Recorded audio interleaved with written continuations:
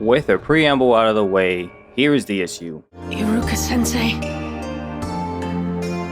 why do they do it? Why do people risk their lives for other people? Naruto should not be the one asking that question. It doesn't make any sense for Naruto to ask that at this point in the story. The question harms his character immensely, and I'm gonna break down why in chronological order. So hop in, loser. We're going for a ride.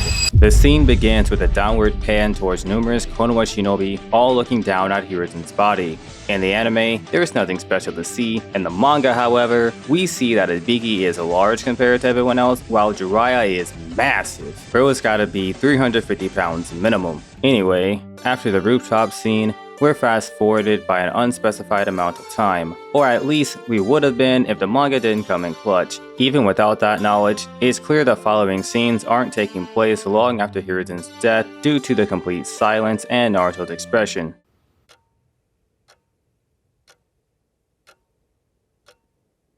Naruto's hair not being yellow and his eyes being darker than they've ever been really sells the scene. Two of Naruto's most defining features are his yellow hair and his blue eyes, so using lighting alongside emotion is a clever way of conveying Naruto isn't himself right now. The camera turns our attention to Sakura, who just left her house and became aware of an oncoming storm. There's another mini time skip to Naruto and Sakura waiting for Sasuke to arrive, then once he does, the three head to the funeral together. Upon arriving, we're shown a massive gathering of shinobi paying their respects to Hiruzen and others who just lost their lives that day. Nature decides it wasn't somber enough, so it starts raining to resolve that issue. Shortly after it started raining, the funeral reception commenced. We are gathered here to remember and honor not only the Third Hokage, but all those who sacrificed themselves in this battle so that our village would survive. After a brief time skip, Naruto ponders this. Why did it have to happen?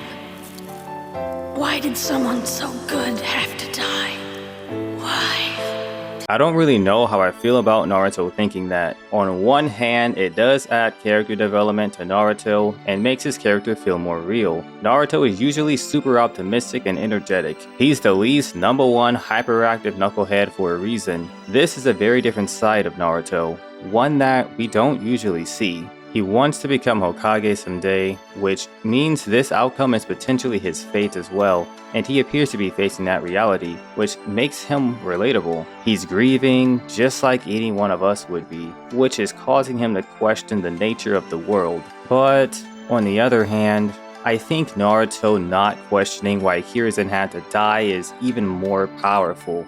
Yeah, it's an anime, so making use of your voice actors makes sense. However, if Naruto stood silently, just like he did earlier in his house, that would have sufficed. Grief and sorrow is playing with adds enough sentimental value on top of Naruto's silence. Naruto being silent would make him seem more mature, which is perhaps why the anime decided to make the change. Manga Naruto doesn't say or think anything. He instead looks off to the side at a weeping Konohamaru with a sad, empathetic look on his face. That to me says Naruto already knows what it is. He knows why Hiruzen died. He understands why, even though he was a good man, that he died. I'm going to conclude my reasoning later though, since more troublesome Naruto dialogue rears his ugly head then. But for now, we're gonna deep dive into this Iruka flashback. Seeing Konohamaru cry reminds him of when he was a child grieving at the memorial stone after his parents were killed by Kurama. Hiruzen confronts him, which sets Iruka over the edge. He goes from sniffling and quiet to loud and abrasive. Even though he's a child who just lost his parents, Iruka believes dying in battle is the shinobi way, and that he isn't supposed to mourn death. As such, he puts on a weak facade, claiming that he's not sad that his parents died. They are to be mourned, which is why he's crying tears of joy. That's when Hiruzen comforts Iruka. It's all right, Iruka. I know that somewhere inside of you there's a boy curled up in a ball of pain. But remember this, you are not alone. He then tells Iruka that the reason he is not alone is because all of Konoha Shinobi carry the will of fire within them. That's a lesson that Konohamaru is in dire need of. I was considering skipping this section of the episode, but I felt that I should include it because it also ties in to the character regression that Naruto suffers from later on in the episode. So stay tuned, we're gonna get there. Kakashi was nowhere to be seen at the funeral. The reason for that is he's been at the memorial stone paying respects to Obito when Yugao shows up with flowers for Hayate. The two converse for a bit when Yugao asks Kakashi why doesn't he simply arrive earlier instead of always being late. That's when Kakashi reveals, I did. I've been here since dawn. This place makes me think of the mistakes I've made in the past. And I've made so many of them. which is such a huge lore drop. We don't know much about Kakashi at this point in the story, but from what we do know, Kakashi isn't a bad guy, nor does he seem like a stupid one. So what led him to making so many mistakes in the past that would cause him to lament so harshly? Something else I want to point out is Yugao mentioning Kakashi showing up late a lot. The very first time we met Kakashi, he was late. Naruto! That's what he gets for coming late! It happens again in episode 20. Hey guys, good morning. Sorry I'm late. Afraid I got lost on the path of life. I truly appreciate the consistency and the explanation. We've seen Kakashi being late several times and we finally figure out why. Returning to the funeral, we see there are now stacks of flowers with people still in line to place theirs, each of them having fond memories of Hiruzen while doing so. There's a melancholy song that I don't recognize, so if any of you do, please comment it.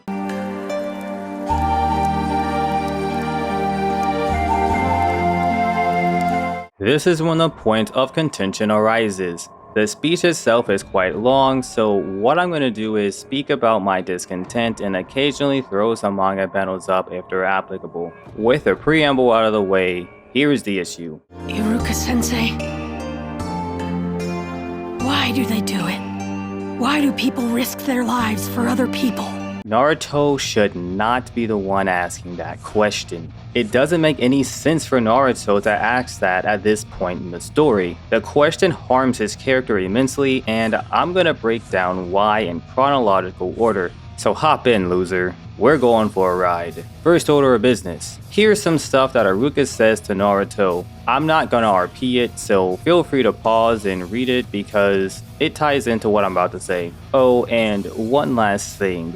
Naruto responds with this. Without further ado, let's light this candle. Back in episode 1, Mizuki tries to kill Naruto and Iruka jumps in front of Naruto to save him. Naruto is surprised and asks, Why? Because we're the same. this is the first time anyone has ever done anything like that for Naruto. Iruka risked his life to save Naruto's because he cares about him. Naruto runs away because he doesn't believe Iruka. It doesn't help that Mizuki is also spearing poison into Naruto's ears. Eventually, Naruto overhears a conversation between Iruka and Mizuki, in which Iruka defends Naruto and tells Mizuki that Naruto isn't a beast. Him housing the nine-tailed fox doesn't make Naruto a beast. After hearing that, Naruto saves Iruka's life, putting his own life at risk and says, If you ever lay a hand on my sensei, I'll kill you! It's then that he summons 999 shadow clones and absolutely mops Mizuki. So in the very first episode, Naruto's life was spared in place of someone else's. Well, Iruka didn't die, but he was perfectly willing to die and would have died had Naruto not returned the favor. In episode 5, Kakashi teaches Team 7 this. In the ninja world, those who break the rules are scum. That's true. But those who abandon their friends are worse than scum. That philosophy is exactly what Iruka is teaching Naruto in episode 80. So, again, it's something that Naruto has already been taught/experienced. In episode 6, when the assassins attack, Naruto is in his second life or death situation. This time, Naruto freezes while Sakura risks her life by lunging in front of Tazuna to defend him. While that's technically just her doing her job, Sasuke jumps in front of Sakura with no weapons in order to defend her. The argument that Sasuke is just doing his job doesn't work because he jumped in to save Naruto so he didn't die, and now he's jumping in to save Sakura, which means he's risking his life for the sake of others. Naruto was present for all of that, he saw everything. Later that episode, Naruto stabs himself and says, I will never back down again and let someone else rescue me. I will never run away, and I will not lose to Sasuke. To me, it sounds like Naruto vowed not to be dead weight and, more importantly, not to flee from those in need, especially if they are his friends. That sounds a lot like what Kakashi said last episode. In episode 7, Sasuke starts tweaking from the immense pressure of 2 Jonin's bloodlust. Before he killed himself, Kakashi says, Calm down. I'll protect you with my life. All of you. I will not allow my comrades to die. Trust me. While Naruto couldn't hear Sasuke's internal dialogue, he heard Kakashi say that. In episode 8, Kakashi gets captured by Zabuza, and he says this to the gang. Listen, get the bridge builder and run. You can't win this fight. He's using all his power to keep me in this prison, so he can only fight you with his water clone. But the clone can't go far from his real body. If you get away from him, he can't follow. Now run! Kakashi, a Jonin, the leader of the squad, gave a direct order to turn tail and run! Instead of doing so, the team decides to stay. Sasuke's rationale is completely logical. Run away. Not an option. That became unthinkable the moment you got caught. No matter how fast we run or how far we go, he'll track us down. He knows they can't just run, so he throws his fear aside and attacks Zabuza because he knows saving Kakashi is the only way to win. Naruto is completely petrified and attempts to run away yet again until he aggravates his hand injury, triggering memories of the vow he made. Thinking about everything that got him to this point ignites the fury within him, so he charges Zabuza and retrieves his headband. That's when Sakura doubles down on Kakashi's orders. What are you thinking, charging at him by yourself? Even Sasuke couldn't get to him! We're only Ganin, we can't defeat a Jonin! What did you think you'd accomplish by that? Despite everything that Sakura just said, Naruto stands up, puts on his headband, and says, Nah, I'd win. And because of that, everyone is impressed. No one expected Naruto to show such willpower and determination to save Kakashi. Unlike Sasuke, Naruto doesn't have a logical reason to save Kakashi. It's strictly emotional. He's saving Kakashi because he's his sensei and... In the ninja world, those who break the rules are scum. That's true. But those who abandon their friends are worse than scum.